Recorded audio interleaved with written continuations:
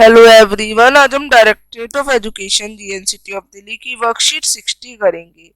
ये साइंस की है, क्लास 9th की। Gravitation, universal law of gravitation आज हम जानेंगे। तो जिज्ञासा दीदी, ये ग्रेविटेशनल फोर्स क्या है और इसकी क्यों इंपॉर्टेंस है?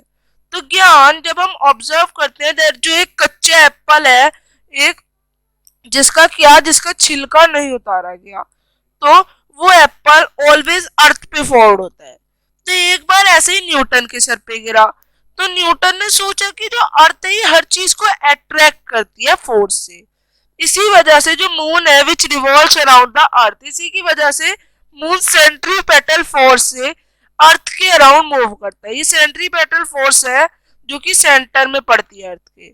बट दे नेवर कोलाइड, पर ये कभी भी कोलाइड नहीं करते। सिमिलरली सभी प्लैनेट सन के अराउंड रिवॉल्व करते हैं। तो इन सभी फैक्ट को जब उन्होंने ऑब्जर्व किया तो न्यूटन ने कहा कि जो यूनिवर्स है वो सभी चीजों को अट्रैक्ट करता है, और जो दिस फोर्स ऑफ अट्रैक्शन थी ऑब्जेक्ट्स के बीच में, इसे कहा गया ग्रेविटेशनल फोर्स।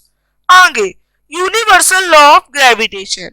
तो हर ऑब्जेक्ट जो है यूनिवर्स में अट्रैक्ट करता है हर बॉडी को एक प्रपोर्शनल चीज से, जो कि प्रोडक्ट होता है उनका मासेस का, and inversely proportional to the square of distance between them, और इसी को कहते हैं यूनिवर्सल लॉ ऑफ ग्रेविटेशन।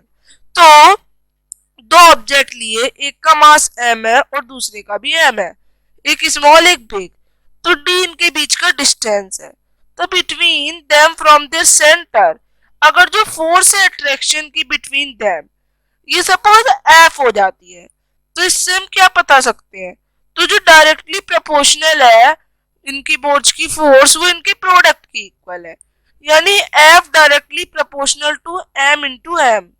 अब इनवर्सली प्रोपोर्शनल है कि जो इनका स्क्वायर है डिस्टेंस का, तो F direct inversely proportional to 1/d², जिससे हम अगर सॉल्व करेंगे तो ये हमारा आएगा F is equal to G by M into M d²।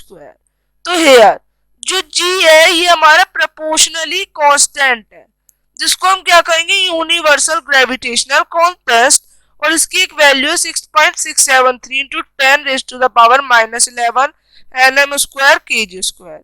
तो इसके कुछ बहुत से इफेक्ट्स होते हैं। ये अर्थ को बांधे रखता है, मतलब अर्थ यूनिवर्स की तरफ अट्रैक्ट नहीं होती ज्यादा। जो मोशन है मून का वो अर्थ की ओर होता है, प्लैनेट रिवॉल्व करते हैं, टाइड्स होते हैं, वाटर फ्लो करता है, रेनफॉल होती है। Question, universal law of gravitation क्या है? तो the universal law of gravitation कहता है that every particle attracts every other particle in the universe, एक फोर्स से। अगला इसके इफेक्ट्स, तो आप ये लिख सकते हैं। अब अगला, अगर ग्रेविटेशनल फोर्स नहीं होगी तो क्या होगा? तो इफ द ग्रेविटी नहीं होगी अर्थ पे, देन यहाँ पे हम नहीं रह पाएंगे, सभी प्लैनेट्स एक जगह नहीं रह पाएंगे स्थित, ना हम अर्थ पे स्थित रह पाएंगे, ना रेन होगी ना ही वाटर फ्लो करेगा। अब अगला, g की वैल्यू क्या है? तो 6.67 इंटू 10⁻⁻11 nm² kg²। तो आप इस तरह से लिखेंगे, वर्कशीट करेंगे। अब हम मिलेंगे अगली वर्कशीट्स के संग, तब तक के लिए बाय।